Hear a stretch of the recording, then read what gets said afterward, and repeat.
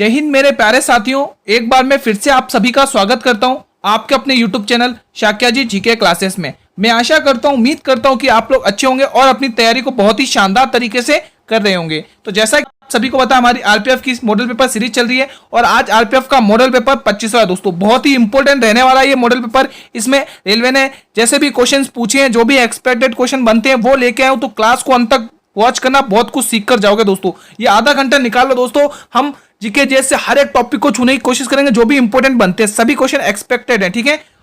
तो एक और नया टेस्ट बिल्कुल रेडी है ना सभी स्टूडेंट टेस्ट के लिए? चलिए, फुल रिवीजन रहेगा, अंत तक बने रहेगा दोस्तों, ठीक है।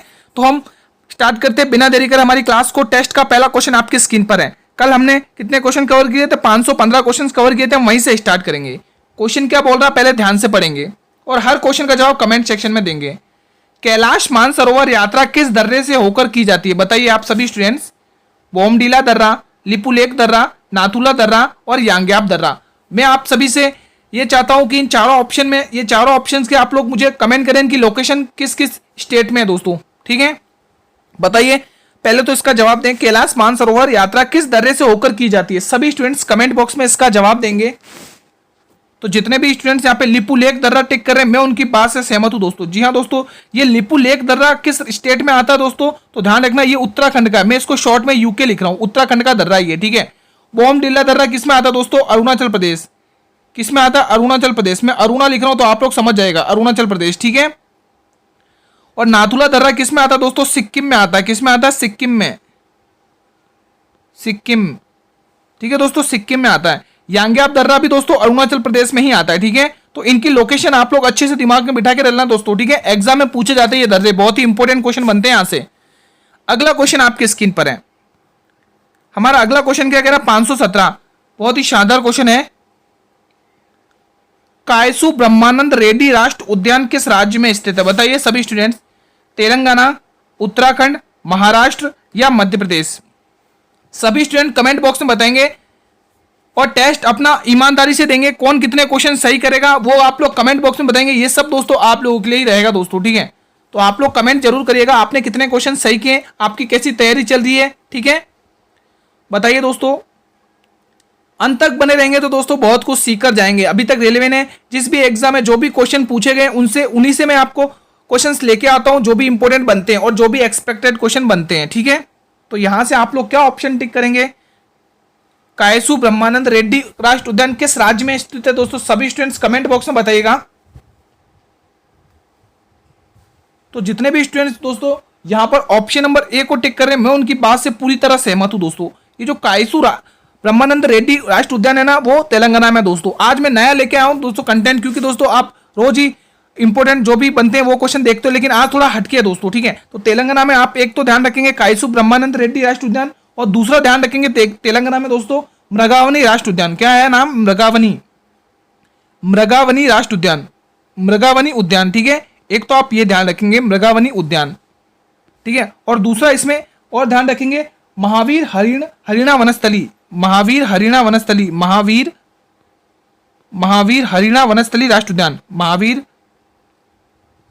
हरिणा वनस्थली राष्ट्रीय उद्यान, हरिणा वनस्थली राष्ट्रीय उद्यान, वनस्थली, ठीक है। ये तीन आप राष्ट्रीय उद्यान ध्यान रखेंगे दोस्तों, किस राज्य के? तेलंगाना से दोस्तों, ठीक है। स्थली, ठीक है। इंपॉर्टेंट क्वेश्चन बनते हैं, इन तीनों को आप लोग अच्छे से पढ़ लेना, ठीक है। अगला क्वेश्चन आपकी स्क्रीन पर दोस्तों, आप सभी को पता होगा ये बहुत ही इंपॉर्टेंट टॉपिक है राष्ट्रीय उद्यान का दोस्तों, रेलवे के पॉइंट ऑफ व्यू से। एग्जाम आप प्रीवियस ईयर के पेपर देख सकते हैं, रेलवे के हर शिफ्ट में राष्ट्रीय उद्यान से संबंधित एक या दो क्वेश्चन जरूर देखने को मिले हैं। क्वेश्चन नंबर 518, जैन धर्म के अंतिम तीर्थंकर कौन से थे दोस्तों? बताइए। पार्श्वनाथ, ऋषभदेव, स्वामी, महावीर स्वामी या अनंतनाथ? सभी स्टूडेंट कमेंट करके बताएंगे क्या होगा इसका सही जवाब। बताइए दोस्तों, जैन धर्म के संस्थापक कौन है दोस्तों? कमेंट करके बताइए, जैन धर्म के संस्थापक कौन है? सभी स्टूडेंट कमेंट करेंगे। बताइए दोस्तों, संस्थापक कौन है दोस्तों? पार्श्वनाथ। ये पार्श्वनाथ दोस्तों कौन से नंबर के तीर्थंकर हैं? कोई कमेंट करके बताएगा। ये 23वें तीर्थंकर है दोस्तों। कितने? कौन से नंबर के? 23वें तीर्थंकर के। आपको पूछा जैन धर्म के अंतिम तीर्थंकर कौन है दोस्तों? महावीर स्वामी है दोस्तों। कौन है? महावीर स्वामी। ये जैन धर्म के 24वें तीर्थंकर हैं दोस्तों। कौन है? 24वें तीर्थंकर हैं दोस्तों। ये जो अनंतनाथ है दोस्तों, ये जैन धर्म के दूसरे नंबर के तीर्थंकर हैं। और ये जो ऋषभदेव है दोस्तों, ये जैन धर्म के पहले तीर्थंकर है दोस्तों, ठीक है। ये इन्हीं को संस्थापक कहा जाता है जैन धर्म का, ठीक है। वास्तविक बोले तो महावीर स्वामी, ठीक है, ध्यान रखना। बड़े अगले क्वेश्चन की तरफ बिना देरी करें, चलिए अगला क्वेश्चन आपके स्क्रीन पर है। अंत तक बने रहना दोस्तों, सभी फैक्ट बताऊंगा जो भी इंपॉर्टेंट क्वेश्चन एग्जाम में बनते हैं, ठीक है। तो ये वीडियो बहुत ही इंपॉर्टेंट रहने वाला है आप लोगों के लिए। क्वेश्चन नंबर 519 क्या कह रहा है, सभी पहले क्वेश्चन को ध्यान से पढ़ेंगे। सांची का स्तूप कहां पर स्थित है? मध्य प्रदेश में, उत्तर प्रदेश में, महाराष्ट्र में या बिहार में? और ये भी बताइए सांची के स्तूप का निर्माण किसने करवाया? सांची का स्तूप दोस्तों, ये सांची के जो स्तूप है इनका निर्माण किसने करवाया? सभी स्टूडेंट्स बताएंगे इनका निर्माण किसने करवाया, सभी स्टूडेंट्स बताइए। सांची के स्तूप का निर्माण किसने करवाया और ये कहां पर स्थित है? पहले तो हम ये कहां पर स्थित है मैं आपको आंसर टिक कर दूं, मध्य प्रदेश। जितने भी स्टूडेंट ने मध्य प्रदेश टिक किया है मैं उनकी बात से सहमत हूं। अब इसका निर्माण की बात करें तो इसका निर्माण कराया अशोक ने दोस्तों, सम्राट अशोक ने, चंद्रगुप्त मौर्य के दोस्तों, ध्यान रखना मौर्य वंश के मौर्य वंश के इनसे संबंध है अशोक का, ठीक है, मौर्य वंश से अशोक दोस्तों, ठीक है। अशोक के दोस्तों आप लोग कलिंग विजय नहीं भूलेंगे दोस्तों। 261 में कलिंग का युद्ध होता है दोस्तों, कलिंग का युद्ध होता है, ठीक है, ध्यान रखना। 261 बीसी में होता है, वहां पर कलिंग की राजधानी तोसली हुआ करती थी दोस्तों, ध्यान रखना, एग्जाम में पूछा जाता है। और कलिंग से पहले दोस्तों अशोक की क्या नीति थी दोस्तों? कलिंग युद्ध से पहले तो ध्यान रखना भैरी घोष की नीति, यानी कि मारकाट की नीति थी। लेकिन कलिंग के युद्ध के बाद उन्होंने शांत नीति को अपनाया दोस्तों, ये ध्यान रखना, एग्जाम में क्वेश्चन यहां से बनते हैं दोस्तों, ठीक है।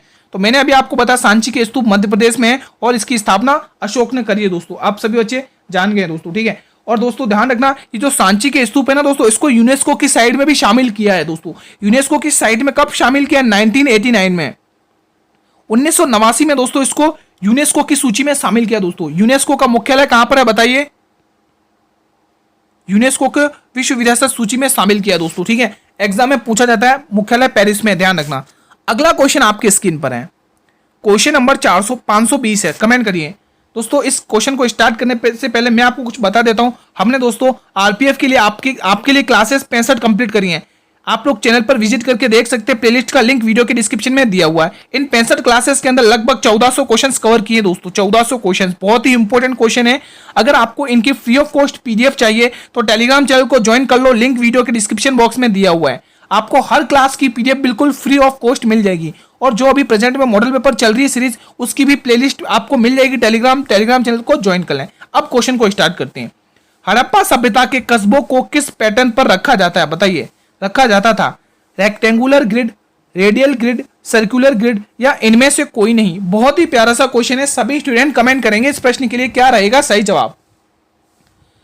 दोस्तों अब आप लोग पढ़ना स्टार्ट करते हो दोस्तों, 2 अगस्त है दोस्तों, ठीक है। पॉसिबिलिटी तो यही है कि सितंबर के अंत में पेपर हो जाने चाहिए दोस्तों। तो आप लोग पढ़ना अभी से स्टार्ट कर दें, नोटिफिकेशन का वेट ना करें कि एग्जाम का नोटिफिकेशन आएगा तभी पढ़ने बैठेंगे दोस्तों। नहीं दोस्तों, अगर सिलेक्शन लेना है तो आपको पढ़ना पड़ेगा, क्योंकि आप सभी भली बात ही परिचित है, जीके जीएस बहुत बड़ा समुद्र है, इसको पढ़ना बहुत ही इंपॉसिबल काम है, लेकिन कोई मुश्किल काम भी नहीं है। पढ़ेंगे अच्छे से तो आप 40 या 45 प्लस करके अच्छे से स्कोर आओगे, ठीक है। तो इसके लिए मैं आपके लिए डेली 8 PM पर क्लास अपलोड कर देता हूं, आप लोग डेली क्लास को देख लिया करें, इससे आपका रिवीजन हो जाएगा। 30 मिनट निकालो दोस्तों, 30 मिनट में आपका जीके जीएस का पूरा रिवीजन करने की कोशिश करेंगे हर टॉपिक से।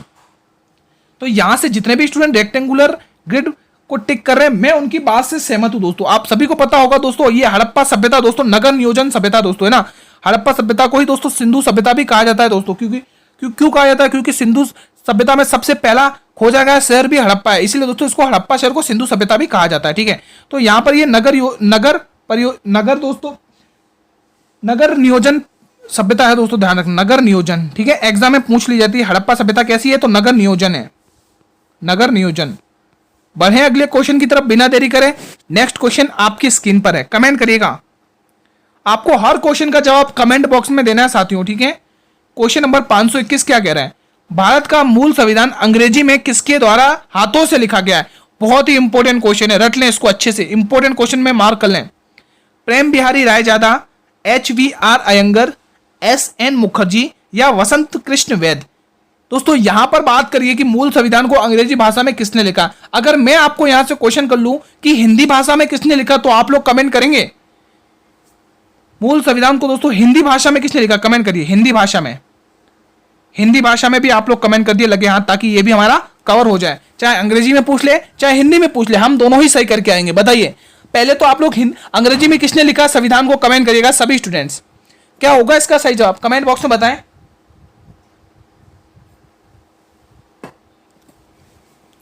अगर अंग्रेजी की बात करेंगे दोस्तों, तो जो जितने भी स्टूडेंट ऑप्शन नंबर ए को टिक करें, मैं उनकी बात से सहमत हूं दोस्तों पूरी तरह से।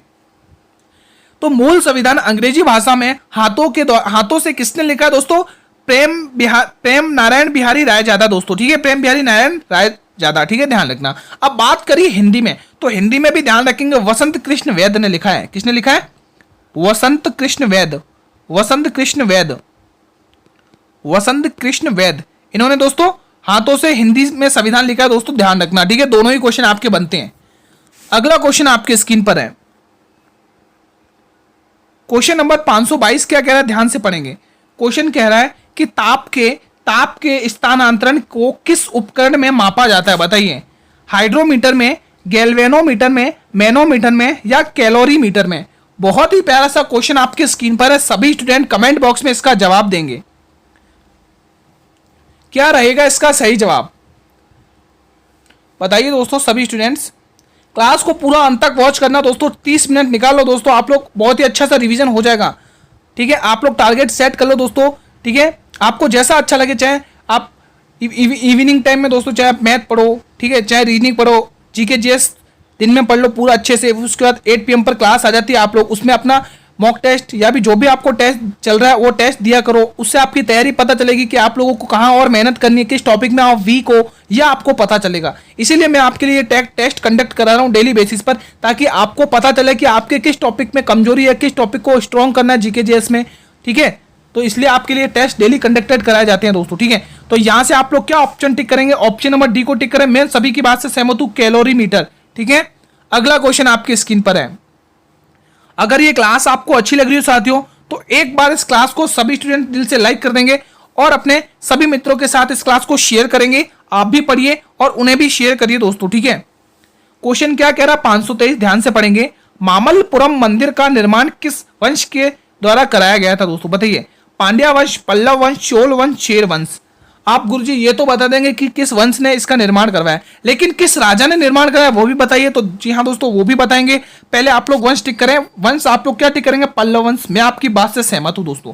तो जितने भी स्टूडेंट पल्लव वंश टिक कर रहे हैं वो बिल्कुल सही टिक करें, अपनी तैयारी को ऐसे ही कंटिन्यू रखें दोस्तों, ठीक है। तो पल्लव वंश में राजा हुआ करते थे नरसिंह वर्मन प्रथम दोस्तों, नरसिंह वर्मन, ठीक है। नरसिंह वर्मन ने इसका निर्माण कराया, ध्यान रखेंगे,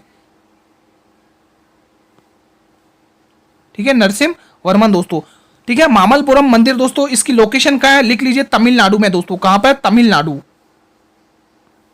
तमिलनाडु, ठीक है, तमिलनाडु इसकी लोकेशन है, ठीक है। बढ़े अगले क्वेश्चन की तरफ।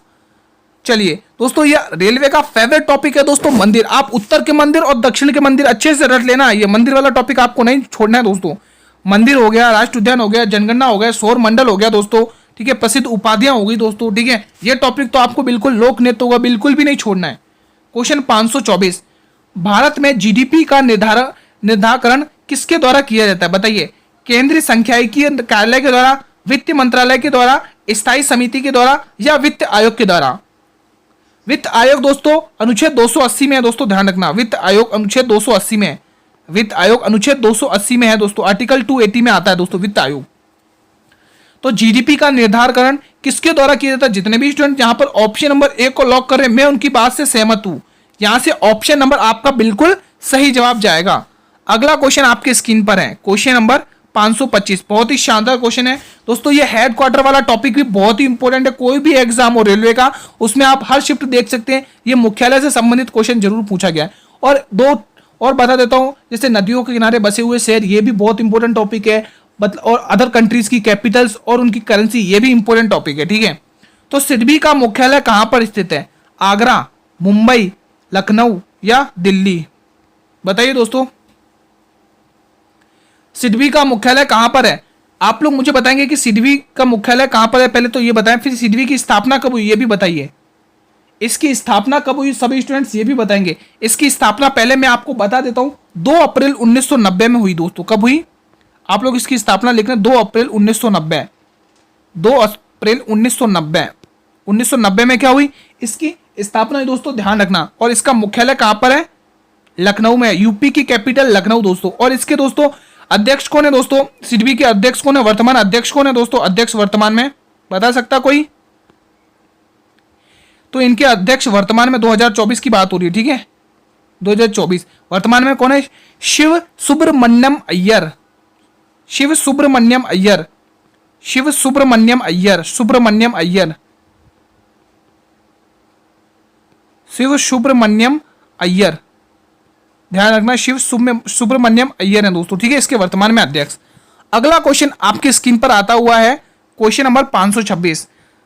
दोस्तों टेस्ट चल रहा है, ईमानदारी से आपको टेस्ट देना है और नदियों का उद्गम दोस्तों अच्छे से रट लेना। एक तो नदियों का उद्गम और दूसरा इनकी सहायक नदियां दोस्तों, बहुत ही इंपॉर्टेंट टॉपिक बनता है यहां से रेलवे से, ठीक है। महानदी का उद्गम कहां से होता बताइए?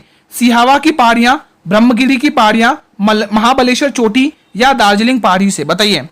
बात करें दोस्तों दार्जिलिंग की, तो यहां से दोस्तों किस नदी का उद्गम होता है? महानंदा का। किसका उद्गम होता है? महानंदा, महानंदा का उद्गम होता है दोस्तों। महानंदा नदी यहीं से निकलती है, महानंदा नदी यहीं से निकलती है दोस्तों। महाबलेश्वर की नदी, महाबलेश्वर की चोटी से कौन सी नदी निकलती है बताइए सब स्टूडेंट्स? महाबलेश्वर की चोटियों से कौन सी नदी निकलती है? तो ध्यान रखेंगे कृष्णा रिवर। महाबलेश्वर की चोटियों से कौन सी नदी निकलती है? कृष्णा नदी। अगर ब्रह्मगिरी की पहाड़ियों की बात करें तो यहां से निकलती है कावेरी नदी, कावेरी नदी, याद रखें कावेरी नदी, कावेरी नदी। अब आपको क्वेश्चन में किया है कि महानदी का उद्गम कहां से होता है, तो ध्यान रखेंगे सिहावा की पहाड़ियों से, छत्तीसगढ़ में है ये, सिहावा की पहाड़ियों से दोस्तों महानदी का उद्गम होता है और ये छत्तीसगढ़ राज्य में है दोस्तों, ध्यान रखना, ठीक है। तो ये इंपॉर्टेंट उद्गम है कुछ इंपॉर्टेंट नदियों के, तो इनको अच्छे से दिमाग में बिठा के रखना, ठीक है। बढ़े अगले क्वेश्चन की तरफ। दोस्तों आप सभी को पता होगा नर्मदा और तापी पश्चिम की ओर बहने वाली नदी है, ठीक है, अरब सागर में गिरती है। बताइए इस प्रश्न का जवाब, क्वेश्चन क्या कह रहा है? क्वेश्चन कह रहा है 527 कन्नौज की लड़ाई कब लड़ी गई थी बताइए? 1540 में, 1556 में, 1539 में, 1555 में। कन्नौज की लड़ाई को ही आप लोग बिलग्राम का युद्ध कहते हैं दोस्तों, बिलग्राम का युद्ध, ध्यान रखना, इसका अदर नाम क्या है? बिलग्राम का युद्ध, बिलग्राम। अगर कहीं बिलग्राम का युद्ध आ जाए तो आप कंफ्यूज मत होना, बिलग्राम का युद्ध, ठीक है, बिलग्राम का युद्ध। यह भी हुमायूं और शेरशाह सूरी के बीच में हुआ था दोस्तों, ठीक है। बताइए क्या होगा इसका सही जवाब? कब लड़ा गया था दोस्तों? ये 1540 में लड़ा गया था दोस्तों, 1539 में चौसा का युद्ध लड़ा गया था, आप सभी को पता होगा, ठीक है। बढ़े अगले क्वेश्चन की तरफ। अगला क्वेश्चन आपके स्क्रीन पर है, क्वेश्चन नंबर 528, जवाब दें कमेंट बॉक्स में। क्वेश्चन क्या कह रहा है? करंट अफेयर का है। हाल में ही राष्ट्रपति भवन के प्रतिष्ठित दरबार हॉल का नाम बदलकर क्या रखा है? प्रतिष्ठित दरबार का नाम बदलकर दोस्तों क्या रखा है बताइए? गणतंत्र मंडप, संविधान मंडप या शिवाजी मंडप या अशोक मंडप? बहुत ही प्यारा सा क्वेश्चन है, तो बिल्कुल यहाँ पे देरी नहीं करेंगे, गणतंत्र मंडप, option number A will be the right answer.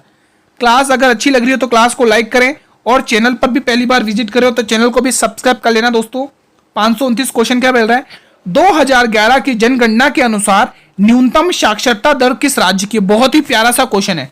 Bihar राज्य की, केरल राज्य की, मिजोरम राज्य की या महाराष्ट्र राज्य की? कमेंट बॉक्स में बताएंगे सभी स्टूडेंट्स, सभी स्टूडेंट्स बताएंगे। तो ध्यान रखेंगे दोस्तों, बिहार राज्य की साक्षरता दर बहुत ही न्यूनतम है दोस्तों, बिहार राज्य की साक्षरता दर तो न्यूनतम है दोस्तों। कितनी है दोस्तों?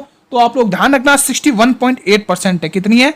61.8% है, 61.8% है। इसके बाद दूसरे नंबर पर अरुणाचल प्रदेश आता है। दूसरे पे कौन सा दोस्त? दूसरे सेकंड नंबर पे कौन सा राज्य आता है? अरुणाचल प्रदेश। अरुणा लिख रहा हूं तो आप लोग समझ जाइएगा, अरुणाचल प्रदेश, अरुणाचल प्रदेश आता है दोस्तों। कौन सा आता है? अरुणाचल प्रदेश आता है दोस्तों। ये भी 65.4% है, 65% ओवरऑल मान लो, 65% है इसकी भी, ठीक है, साक्षरता दर, ठीक है। तो ध्यान रखना, एग्जाम की दृष्टि से इंपोर्टेंट क्वेश्चन बनता है। नेक्स्ट क्वेश्चन आपके स्क्रीन पर है, कमेंट करते रहिएगा, बहुत ही प्यारा सा क्वेश्चन है। क्या कह रहा है क्वेश्चन? क्वेश्चन नंबर 530 क्या कह रहा है? ध्यान से पढ़ेंगे। क्वेश्चन कह रहा है गुरप्रीत सिंह सिंधु का संबंध किस खेल से? बताइए। बहुत ही प्यारा सा क्वेश्चन है। तीरंदाजी, निशानेबाजी, फुटबॉल या टेनिस? क्या होगा इसका सही जवाब? कमेंट बॉक्स में बताएंगे सभी स्टूडेंट्स। गुरप्रीत सिंह सिंधु का संबंध किस खेल से है? तीरंदाजी, निशानेबाजी, फुटबॉल या टेनिस? दोस्तों अगर आप लोग गुरप्रीत सिंह सिंधु की बात करेंगे तो इनका संबंध फुटबॉल है। अब फुटबॉल का नाम सुनते ही सभी लोग क्रिस्टियानो रोनाल्डो को तो नहीं भूलेंगे दोस्तों, ठीक है, रोनाल्डो, इनका संबंध भी यहीं से है, फुटबॉल से ही है दोस्तों, रोनाल्डो, ठीक है। और दोस्तों लियोन मेसी को तो कोई नहीं भूलेगा, लियोन मेसी भी है दोस्तों, फुटबॉल के बहुत ही शानदार प्लेयर खिलाड़ी लियोन मेसी, लियोन मेसी। ये 3 नाम आपको अच्छे से ध्यान रखने हैं फुटबॉल से संबंधित दोस्तों, इन्हीं का नाम ज्यादा पूछा जाता है। या तो लियोन मेसी पूछ ले जाएंगे, या तो गुरप्रीत सिंह सिंधु पूछ ले जाएंगे, या तो रोनाल्डो पूछ ले जाएंगे। रोनाल्डो कम पूछा जाता है क्योंकि ये सभी को पता है, और जो कम पता जाता है लियोन मेसी और गुरप्रीत सिंह, वो पूछे जाते हैं ज्यादा, ठीक है। अगला क्वेश्चन आपकी स्क्रीन पर है। अगला क्वेश्चन क्या कह रहा है, ये भी इंपॉर्टेंट टॉपिक है आपके एग्जाम की दृष्टि से, ठीक है। 531 ब्रिटिश सार्वजनिक सभा की स्थापना किसने की है, बताइए। दादा भाई नेहरू जी ने, राजाराम मोहन राय ने, विलियम जोन्स ने, या सुभाष चंद्र बोस ने।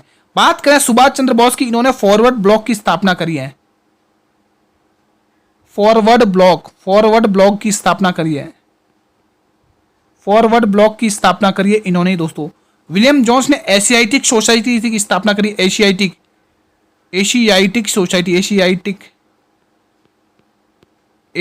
सोसाइटी की इन्होंने स्थापना करी है, ठीक है, ध्यान रखना, एशियाटिक सोसाइटी की। राजाराम मोहन ने वो ब्रह्म समाज की स्थापना करी है, ब्रह्म समाज।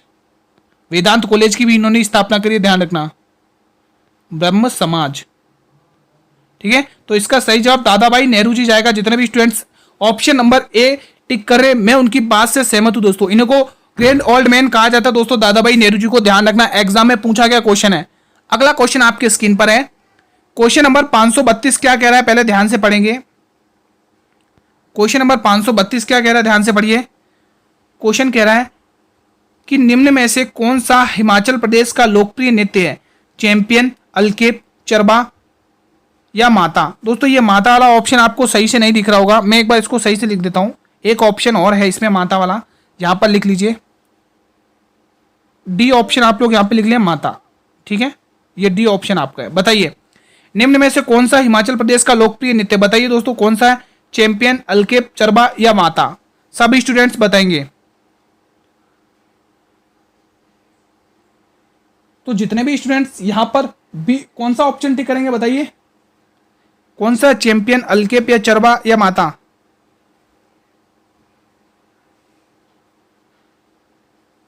बताइए दोस्तों, जो भी अलकेप टिक कर रहे हैं वो बिल्कुल सही है दोस्तों, ठीक है। अब देखो दोस्तों हिमाचल प्रदेश के कुछ और इंपॉर्टेंट नृत्य की बात कर लेते, जैसे धामन, धामन भी हिमाचल प्रदेश का ही लोक नृत्य है, धामन हो गया, ठीक है। झाली, झाली हो गया, झाली हो गया, और एक और नाम ध्यान रखना दोस्तों, नाटी। ये तीनों के तीनों लोक नृत्य हिमाचल प्रदेश के, ध्यान रखना। अगला क्वेश्चन, क्वेश्चन नंबर 533 का जवाब देंगे मेरे सभी स्टूडेंट्स।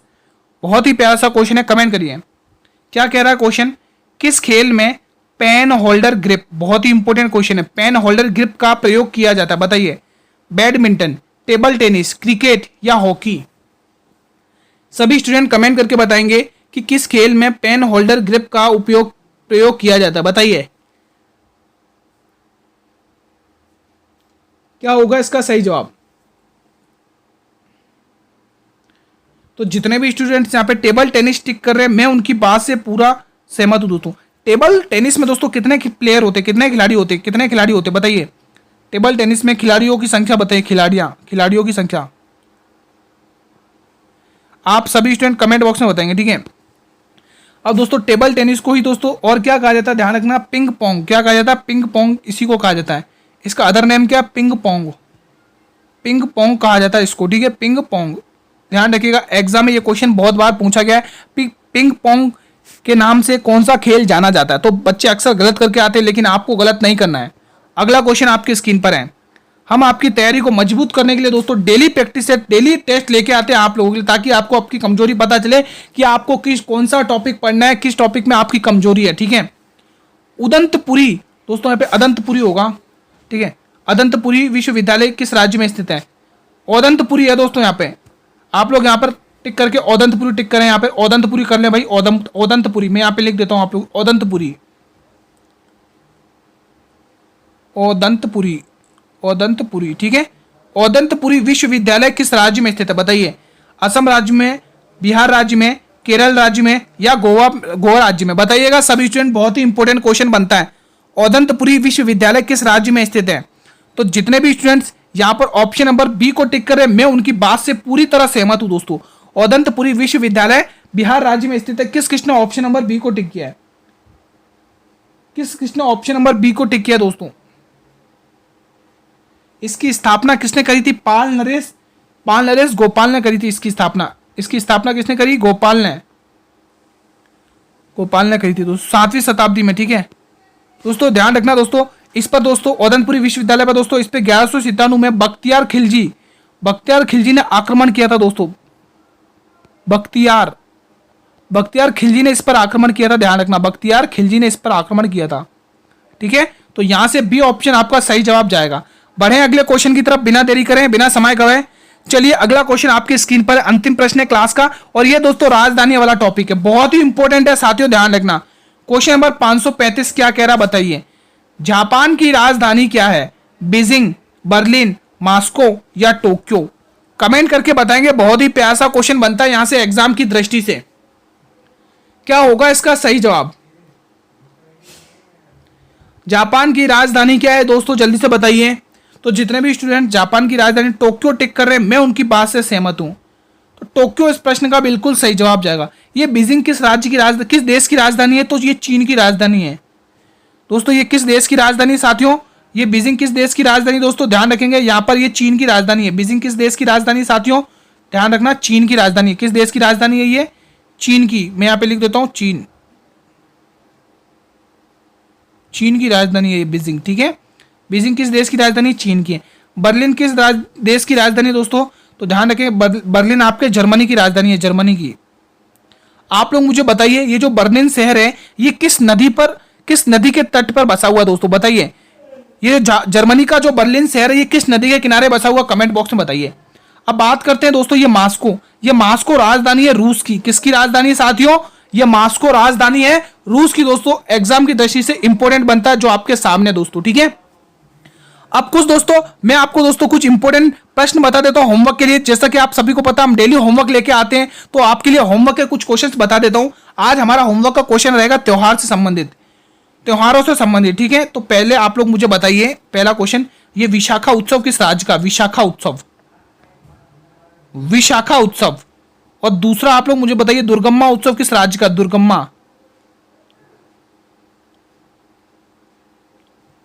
दोस्तों आप लोग मुझे बताएंगे कि ये दुर्गम्मा उत्सव किस राज्य का है। ठीक है, आप लोग मुझे बताइए ये दुर्गम्मा,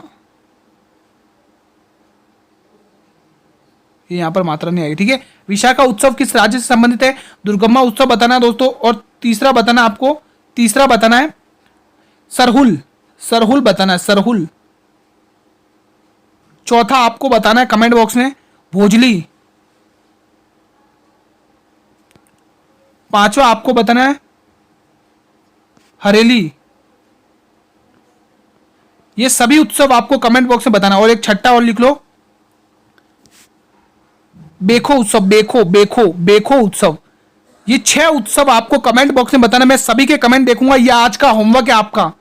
मैं सभी से रिक्वेस्ट कर रहा हूं दोस्तों इन क्वेश्चंस के जरूर जवाब टिक करना। बहुत ही इंपॉर्टेंट फेमस उत्सव है, रेलवे में बहुत बार ये क्वेश्चंस पूछे गए। ठीक है, तो आज की क्लास को साथियों हम यहीं पर वाइंड अप करते हैं। क्लास कैसी लगी कमेंट करके जरूर बताइएगा। और पहले तो आप लोग मुझे ये बताएं कि आज का आपका ये टेस्ट कैसा रहा, कितने क्वेश्चन आपने सही किए, कमेंट बॉक्स में बताएं। सभी स्टूडेंट कमेंट करें कि आपने इतने क्वेश्चन सही किए। ठीक है, अगर ये क्लास आपको अच्छी लगी तो इस क्लास को एक बार सभी स्टूडेंट लाइक कर दें, एक बार इस क्लास को सभी स्टूडेंट लाइक कर दें, और वीडियो को भी शेयर कर दें दोस्तों। लाइक तो करना ही है सभी स्टूडेंट्स को, और वीडियो को भी एक बार शेयर कर दें जल्दी से। सभी स्टूडेंट्स क्लास को शेयर कर दें, जितने भी स्टूडेंट क्लास को देख रहे हैं। ठीक है, आप भी देखिए और उन्हें भी शेयर करिए इस क्लास को। और अगर आप लोग चैनल पर भी पहली बार विजिट कर रहे हो तो चैनल को भी एक बार सब्सक्राइब कर लेना, और बेल नोटिफिकेशन को भी प्रेस कर लेना, ताकि मैं जब भी यूट्यूब पर क्लास लेके आऊं तो यूट्यूब सबसे पहले नोटिफिकेशन आप लोगों को ही भेजेगा। क्लास का टाइम मैं बता दे रहा हूं, जितने भी स्टूडेंट नए विजिट करते हैं 8 PM रहेगा। डेली 8 PM पर आपको क्लास मिल जाएगी। आप लोग अपनी टेस्ट दीजिए और अपनी तैयारी को डेली बेसिस पर एनालाइज करिए, और डेली बेसिस में उसको इंप्रूवमेंट करिए कि आपका कौन सा टॉपिक वीक है, किस टॉपिक में आपकी गलती हो रही है, उस टॉपिक को सुधारिए। आपका जीकेजीएस ऑलवेज अच्छा हो जाएगा, हमेशा के लिए अच्छा हो जाएगा। ठीक है, और हाँ दोस्तों एक और इंपॉर्टेंट मैं बात बता देता हूँ, फ्री PDF अगर आपको चाहिए हर क्लास की फ्री PDF, तो आप लोग जुड़िए मेरे टेलीग्राम चैनल से। टेलीग्राम चैनल का लिंक वीडियो के डिस्क्रिप्शन बॉक्स में दिया हुआ है। अगर नहीं डिस्क्रिप्शन बॉक्स में जाना है तो आप लोग टेलीग्राम चैनल पर जाकर शाक्या जी जीके क्लासेस सर्च कर लीजिए, मिल जाएगा आपको टेलीग्राम। ये हमारा टेलीग्राम चैनल है शाक्या जी जीके क्लासेस, ठीक है, शाक्या जी जीके क्लासेस, ठीक है। कल हम दोस्तों इसी टाइम पर एक और नए मॉडल पेपर के साथ मिलेंगे दोस्तों, ठीक है।